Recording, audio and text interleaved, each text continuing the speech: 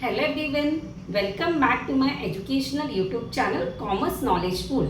मैं हूं प्रोफेसर दिशिता सेठिया और आज मैं 12th स्टैंडर्ड स्टूडेंट्स के लिए सब्जेक्ट ओसीएम का चैप्टर 1 शुरू कर रही हूं, जहां पे हमने लास्ट वीडियो में सीखा था चैप्टर 1 का basic introduction about management and principal.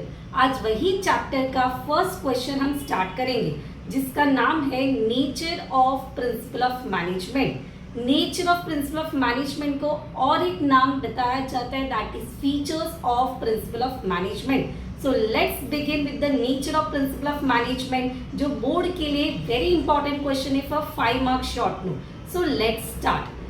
First point, that is universally applicable. तो अभी ये पॉइंट को कैसे लिखना है, तो फर्स्ट ऑफ ऑल आपका क्वेश्चन है प्रिंसिपल ऑफ मैनेजमेंट। सो हम वही पॉइंट से शुरू करेंगे। हम पहला पॉइंट लिखेंगे, principal of management is universally applicable. Second point, applicable कहाँ पे होगा, तो आप सेकेंड पॉइंट लिख सकते हो, it is applicable in any size of organisation, whether it is a profitable और whether it is a non profitable. उसके बाद आप इसमें एग्जाम्पल ऐड कर सकते हो। प्रॉफिटेबल मतलब कोई भी मल्टीनेशनल ऑर्गेनाइजेशन आ जाएगा, एंड नॉन प्रॉफिटेबल मतलब आपका कोई भी एनजीओ आ जाएगा।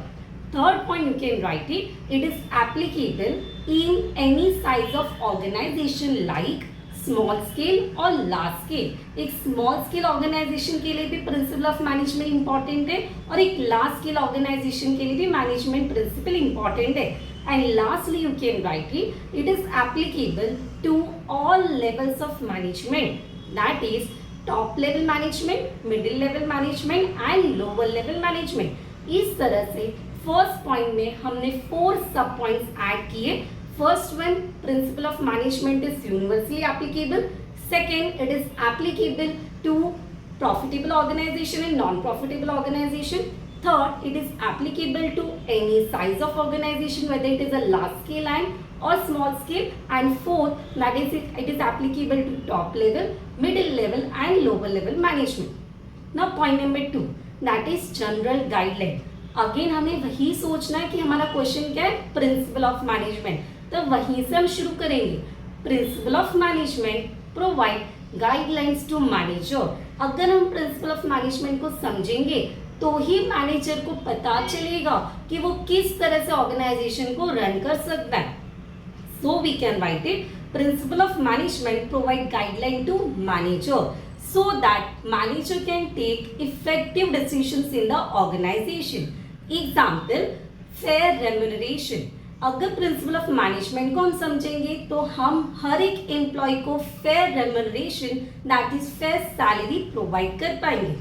Third point, principles are form by practice and experiment. Again हमें क्या सोचना है, हमारा क्वेश्चन क्या है, प्रिंसिपल ऑफ मैनेजमेंट। तो फर्स्ट पॉइंट हमारा सेम होगा, principle of management is form through practice and experiment. हमें सभी को पता है कोई भी रूल एक दिन में तो नहीं बनता, कोई भी गाइडलाइंस एक दिन में नहीं बनता।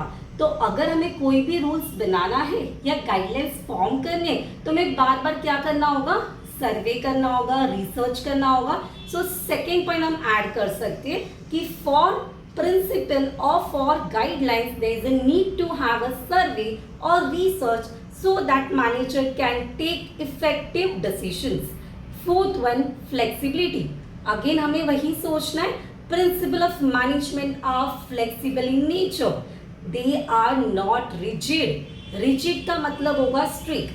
Principle of management उतने ज़्यादा strict नहीं है, because flexibility means what? It can be changed as per market situation.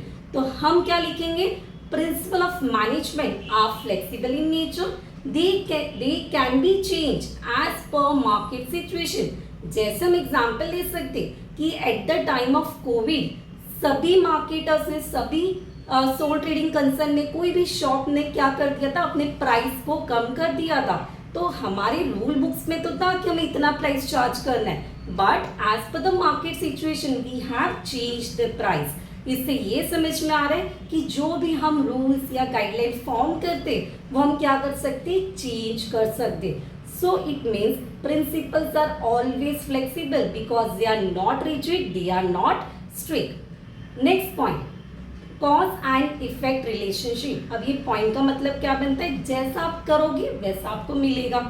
तो फर्स्ट पॉइंट हमें वापस से वही लिखना है, principle of management has some relation between cause and effect. कैसे, एग्जाम्पल से समझते। फॉर एग्जाम्पल, अगर हम बहुत अच्छी तरह से एडवर्टाइज करेंगे तो डेफिनेटली हमारे बिजनेस का सेल्स इंक्रीज होगा। So we can write, good advertising increase the sale of the business. Good hard work or motivation for the employees is going to create a hard work for them. अगर हम एक employ का अच्छा salary provide करेंगे, motivate करेंगे, तो definitely वो क्या करेगा, अच्छे से काम करेगा। So effective advertising is going to increase the sale and good salary going to motivate the employ. तो जैसा करोगे वैसा आपको मिलेगा, which will again help manager to take effective decisions for the organization to increase the profit of the organization. Next point, behavioral in nature. अभी यहाँ पे again हमें वही शुरू करना है कि principle of management has to understand behaviour of each employ. अभी क्यों समझना है बिहेवियर हर एक एम्प्लॉय का, because we have study management is group activity. कोई भी काम अगर ग्रुप में किया जाएगा तो ही जाके हमें रिजल्ट मिलेगा। तो सिंस कोई भी ऑर्गेनाइजेशन में एक एम्प्लॉय होता है क्या, नहीं, सब बहुत सारे एम्प्लॉयज होते हैं, हर एक एम्प्लॉय का बिहेवियर क्या होता है, अलग अलग होता है। तो again principle of management is going to guide manager to understand the behaviour of each employ so that they can work accordingly and manager can form guidelines accordingly.